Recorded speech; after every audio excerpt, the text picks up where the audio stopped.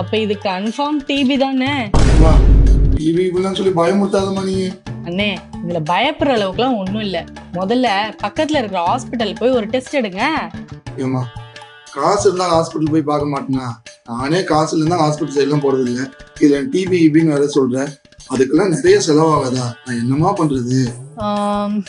அப்ப ஒண்ணு பண்ணுங்க, பக்கத்துல நம்ம கவர்மெண்ட் ஹாஸ்பிட்டல் இருக்குல்ல, ஆமா அங்க போங்க, ஒரு டிபி டெஸ்ட் எடுத்து விடுங்க. சரிம்மா எடுக்கிறேன். அப்போ உங்களுக்கு டிபி இருக்குன்றது கன்ஃபார்ம் ஆயிடுச்சுன்னா மறுபடியும் டிபின்னு சொல்லி பயமுறுத்தாதமா நீ.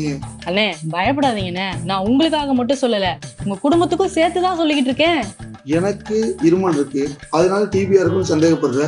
இப்ப என் குடும்பத்துக்கும் வரும்னு சொல்ற, எனக்கு புரியலமா. உங்களுக்கு இருந்தா உங்க குடும்பத்துக்கு பரவாதா? என்னமா இப்படி சொல்ற நீ? இருங்க, ஏன் இப்படி பதறீங்க? டிபி எல்லாம் அசால்ட்டா கேர் பண்ண வேண்டிய விஷயம். சரிம்மா